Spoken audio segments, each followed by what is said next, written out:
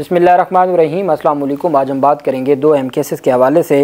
पाकिस्तान तहरीक इंसाफ के रहनुमाओं की पाकिस्तान तहरीक इंसाफ के सदर परवेज़ इलाही की अहम केस में समाअत हुई है, उसकी तफसील मैं आपके साथ शेयर करूँगा और साथ में आपको बताऊँगा कि पेशावर हाई कोर्ट का एक बड़ा फ़ैसला सामने आया है और वो इस वजह से भी अहम है कि पेशावर हाई कोर्ट ने इंतख़ाबात से मुतल्लिक जो फ़ैसला है उसमें तफसीलात दी हैं, जबकि पाकिस्तान तहरीक इंसाफ की जो ख़ातून रहनुमा हैं आलिया हमज़ा, उनकी दरख्वास्त पर जो अहम पेशरफ सामने आई है वो भी मैं आपके साथ शेयर करूँगा।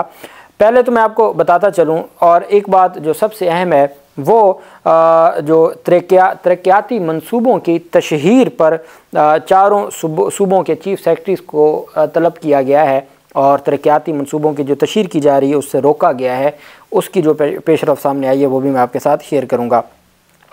सबसे पहले मैं आपको बताता चलूँ कि महंगाई के हवाले से जो सिर्फ मेडिसिन की अगर मैं आपको बात बताऊँ, और एक बात और मैं आपको बताऊँगा, पाकिस्तान पीपल्स पार्टी ने अपने सेनेटर्स ही को पार्टी से निकाल दिया है, उसके ऊपर भी हम बात करेंगे। काबीना ने जान बचाने वाली जो मेडिसिन है 146 अद्वियात उनकी कीमतों में इजाफे की मंजूरी दे दी है। ये डेवलपमेंट सामने आई है। निगरान वज़ीर आज़म अनवारुल हक काकड़ की ज़ेर सदारत वफाकी काबीना का इजलास हुआ। इजलास के एलामिया के मुताबिक वफाकी काबीना ने मुसाबकती कमीशन और चीन के इदारे SAMR के दरमियान MOU की मंजूरी दे दी। MOU के तहत दोनों ममालिक के दरमियान मालूमात के तबादले और तकनीकी इस्तेदाद में इजाफा होगा।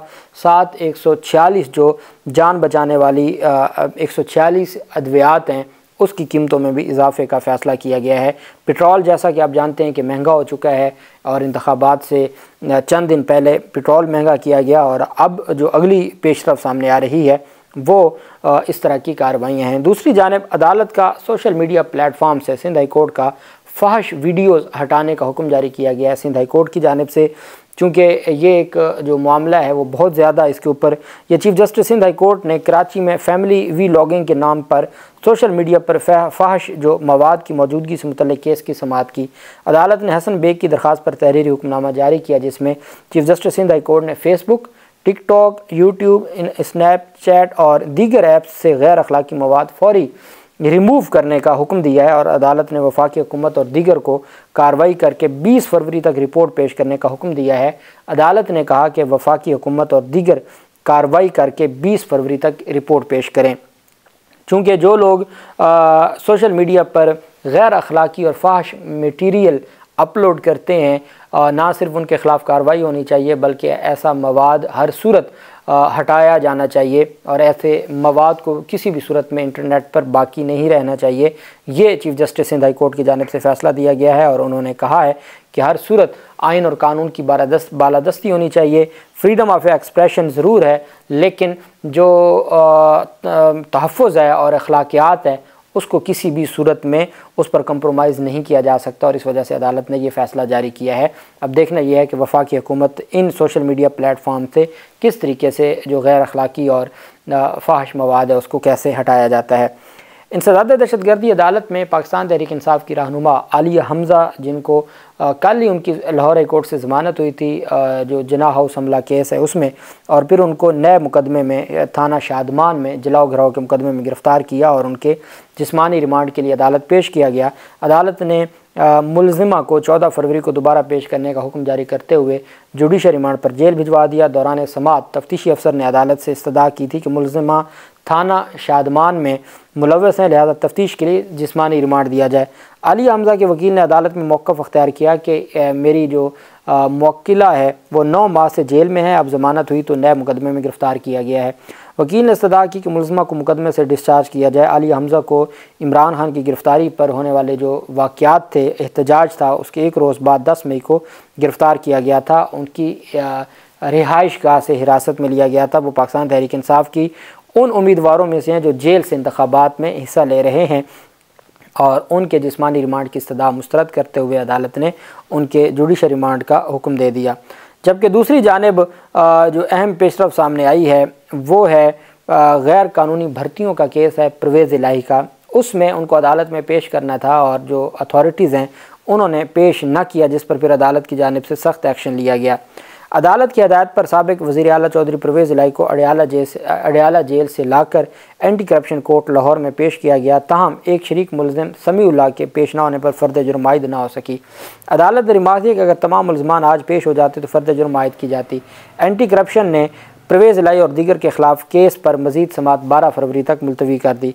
प्रोसिक्यूशन के मुताबिक पंजाब असम्बली में ग्रेड 17 में भर्ती होने वाले जो उम्मीदवार थे उनमें मुलज़मान में शामिल हैं। जो ग्रेड 17 में भर्ती होने वाले उम्मीदवार हैं वो भी मुलज़मान की लिस्ट में शामिल हैं। पंजाब असम्बली में तहरीरी इम्तिहान में फ़ेल होने वाले मुलज़मान को ग्रेड 17 में मुलाजमतें दी गई।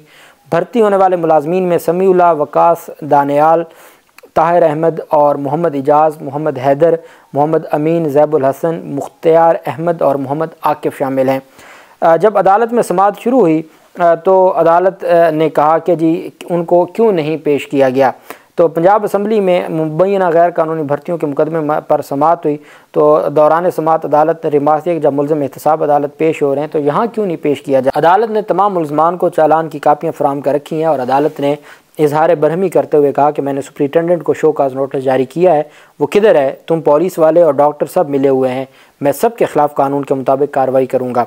अदालत में ये इस्टेब्लिशमेंट एंटी करप्शन पंजाब ने मुकदमा नंबर 9/23 दर्ज कर रखा है, जिसमें जो अथॉरिटीज़ हैं, जेल अथॉरिटीज़ और पुलिस, वो पेश नहीं कर रही थी एंटी करप्शन अदालत लाहौर में परवेज़ इलाही को, जिसके ऊपर फिर अदालत ने सख्त रिमार्क्स दिए और ऑर्डर दिया। फिर उनको रावलपिंडी से लाहौर में पेश किया गया और उनकी हाज़िरी मुकम्मल करवाई गई और अदालत ने जो अडयाला जेल के सुप्रिटेंडेंट हैं उनको शो काज जारी किया हुआ था और बिल आखिर फिर उनको पेश करना पड़ा।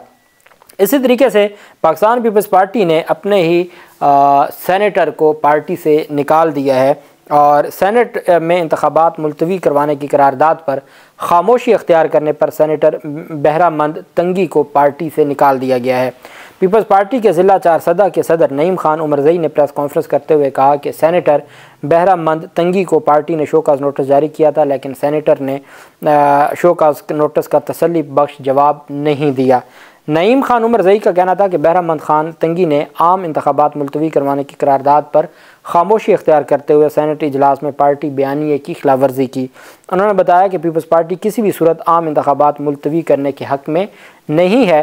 बहरामंद तंगी पर पार्टी के बड़े एहसानात हैं, लेकिन उन्होंने पार्टी कारकुनान के अलावा मनपसंद अफराद को नौकरियाँ और फंड्स दिए, इस वजह से उनको निकाला गया है। 5 जनवरी को सेनेट ने मुल्क में 8 फरवरी को इंतखाबात होने वाले आम इंतखाबात मुलतवी करने के हवाले से वो करारदाद जो मंजूर की थी।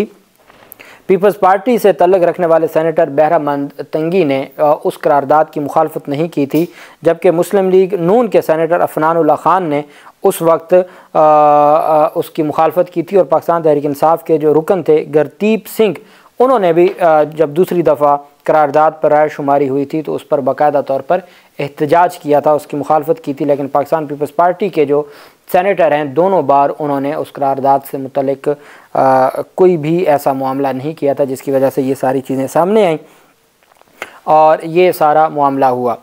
दूसरी जानिब और इसको फिर पाकिस्तान पीपल्स पार्टी ने शोकाज नोटिस जारी किया, शोकाज नोटिस का जवाब न दिया गया, जिस बुनियाद पर फिर इनको पार्टी से निकाला गया है। और अहम जो पेशरफ सामने आई है वो तरक्याती मंसूबों की तशहीर के हवाले से है। आप सिर्फ अगर पंजाब की मैं आपको मिसाल दूँ तो धड़ाधड़ तरक्याती मंसूबों पर काम किया गया, हत्ता कि कानून साजियाँ भी हुई, ऑर्डिनेंस के ज़रिए हुई, लेकिन वो निगरान काबीना असम्बली भेजती थी और जो गवर्नर पंजाब हैं उन्होंने बाकायदा तौर पर कई ऑर्डिनेंस पास किए, कई ऑर्डिनेंस मंजूर किए और इस तरीके से मुख्तलिफ जो रूल्स हैं उनमें तरमीम निगरान काबीना की जानिब से की गई। इसी तरीके से पूरे शहर में लाहौर की अगर बात करें, चूँकि हमने लाहौर में ही देखा है कि बहुत ज़्यादा तरक्याती काम करवाए गए हैं और बाकायदा तौर पर जो निगरान वज़ीर आला हैं वो वहाँ जाते हैं, इफ्तिताह होता है, तो बाहर शायद पंजाब में बाकी शहरों में तो ऐसे कुछ ना हुआ और साथ फिर तशहीर भी की जाती है। और मैंने आपको बताया था कि लाहौर हाई कोर्ट में एक केस था जिसमें ये कहा गया था कि निगरान वज़ीर आला की तशहीर सरकार के ख़जाने के इश्तिहारों से हो रही है और उस पर फिर अदालत ने कहा था कि जिसने पैसे दिए हैं तो मैं इनकी जेबों से निकलवाऊँगा और फिर निगरान हुकूमत की जानिब से स्टेटमेंट दी गई थी कि आइंदा कोई किसी भी इश्तिहार पर निगरान हुकूमत का नाम नहीं होगा। अब इलेक्शन कमीशन ऑफ पाकिस्तान ने निगरान हुकूमतों की जानिब से तरक्याती मंसूबों की तशहीर का नोटिस लेते हुए चारों सूबों के चीफ सेक्रेटरीज़ से जवाब तलब कर लिया है और साथ उनको तशहीर रोकने का हुक्म दिया है। इलेक्शन कमीशन ऑफ पाकिस्तान के जारी करदा मरासला में बताया गया है कि निगरान हुकूमतें तरक्याती मनसूबों के इश्तिहारात की शक्ल में मुहिम चला रही हैं, जिससे साफ शफाफ इंतखाबात का इनेकाद मुतासर होने का खदशा है। सिंध में ग्रीन बस सर्विस मुहिम चलाई जा रही है। इलेक्शन कमीशन की जानिब से मरासले में वाज़ेह किया गया कि निगरान हुकूमतें कानून के दायरे में रहकर काम करने की पाबंद हैं। तमाम सूबों के चीफ सेक्रेटरीज़ को जारी मरासले में इलेक्शन कमीशन ने निगरान हुकूमतों को आम इंतखाबात के इनेकाद तक किसी भी तरह के तरक्याती मनसूबों की तशहीर से रोकने का हुक्म जारी कर दिया और साथ उन्होंने इसकी बाकायदा तौर पर अमल दरामद की रिपोर्ट भी तलब कर ली है, चूँकि निगरान हुकूमतों के पास ये अख्तियार नहीं होता कि वो इस तरह अपनी जो तशहीर है वो करें या इस तरह के जो मामलात हैं वो सामने आएँ। और इसी बुनियाद पर ये सारी की सारी कार्रवाई की गई है और इसी बुनियाद पर जो इलेक्शन कमीशन ने ये नोटिस जारी किया है, शोकाज नोटिस जारी किए और बाकायदा जवाब भी तलब किया है और हुक्मनामा भी जारी किया है। अल्लाह पाक पाकिस्तान का हामी नासिर हो। बहुत शुक्रिया। अल्लाह हाफिज़। पाकिस्तान जिंदाबाद।